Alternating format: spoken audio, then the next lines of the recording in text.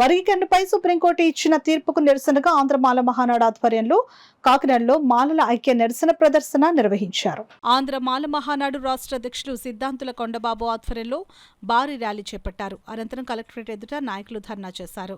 ఈ సందర్భంగా రాష్ట్ర అధ్యక్షులు సిద్ధాంతుల కొండబాబు మాట్లాడుతూ మాలల మనోభావాలను పరిగణనలోకి తీసుకుని ప్రభుత్వం తుది నిర్ణయం తీసుకోవాలని కోరుతున్నామని అన్నారు. ఈ కార్యక్రమంలో నాయకులు అశోక్ కుమార్, మధుబాబు, బాబ్జీ, ప్రసాద్, రాజేంద్ర కుమార్, పెద్ద సంఖ్యలో మాల మహానాడు నాయకులు, కార్యకర్తలు పాల్గొన్నారు. ప్రధానమంత్రి తోటి కుమ్మక్కయ్యి వాళ్ళని కాళ్ళు పడి ఆయన సుప్రీంకోర్టు అధికారం లేనప్పటికీ సుప్రీంకోర్టు అధికారానికి ఇచ్చి సుప్రీంకోర్టు ద్వారాను విభజించే అధికారం లేకపోయినా మీ రాష్ట్ర ప్రభుత్వాలదే మీరు అధికారం అని చెప్పడం జరిగింది.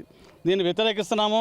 భారత రాజ్యాంగంలోని 59 కోళ్లలో విడదీయడానికి లేదని చెప్పేసి రాజ్యాంగంలో పొందుపరుస్తుంటే దాన్ని విడదీయడానికి ప్రయత్నం చేస్తే చూస్తూ ఊరుకోము. భారతదేశంలోని రాష్ట్రాలతో పాటు తెలంగాణ, ఆంధ్ర రాష్ట్రంలో ఈరోజు భారీగాను ధర్నాలు, రాస్తారోకోలు చేయడం జరిగింది. ఇది ఇలా చూస్తూ ఊరుకోము. గతంలోని హైకోర్టు ఇచ్చినటువంటి తీర్పుని కాదని సుప్రీంకోర్టు దగ్గరికి వెళ్ళేటప్పటికి ఎలా మారిపోతుంది? మారిపోయే కారణాలు ఏమున్నాయి? 59 కులాల్లోని ఒక అంటరాని వాళ్ళు కానీ ఒక కులానికి చెందిన వాళ్ళు ఉన్నారా? 59 కులాలను మాదిగలను ముట్టుకోకూడదా? మాలలు ముట్టుకోవచ్చా? మాలలు మంచిని లాగకూడదా? ఆ రోజున అలా విభజించారా? అలా విభజించే ప్రక్రియ ఉన్నదా? లేదు. కాబట్టి 59 కులాలు కూడా షెడ్యూల్లో చేర్చబడ్డది. కాబట్టి దీన్ని మాత్రం విడదీసే ప్రక్రియ మానుకోవాలని, దీన్ని మళ్ళీ కొట్టివేసే వరకు మేము పోరాటం చేస్తామని మేము మొత్తం భారతదేశం యావత్తు కూడా ఉవ్వెత్తున భారీగాను మేము ధర్నాలు, రాస్తారోకోలు చేసి మేము సాధించుకునే వరకు నిద్రపోమని చెప్పి ఈ సందర్భంగా తెలియజేస్తాం.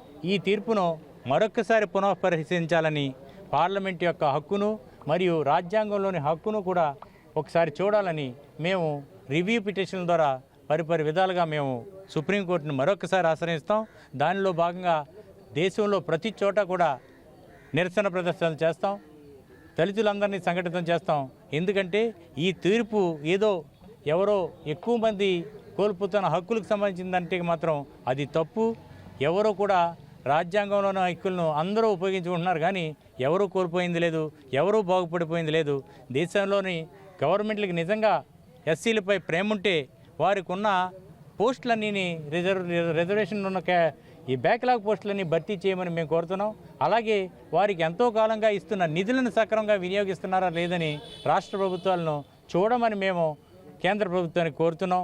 ఇటువంటి చేయకుండా కంటి తిడుపు చర్యగా మేము ఏదో తాయిలాలు ఇచ్చాం, తన్నుకు చావండి అన్నట్టు కులాల మధ్య చిచ్చు పెట్టడం మోడీ గారికి తగదని మేము హెచ్చరిస్తూ, చరిత్రలో ఇటువంటి మోడీలు అనేక మంది వెళ్ళిపోయారని మేమే శాశ్వతమని భావిస్తే మాత్రం తప్పకుండా ఏదో రోజున దెబ్బతినవలసిన అవసరం ఉంటుందని, అది ఇక్కడ ఆంధ్ర, తెలుగు రాష్ట్రాలని మాలల ద్వారా ముందడుగు వేయడం జరిగిందని కూడా మేము హెచ్చరిస్తాం.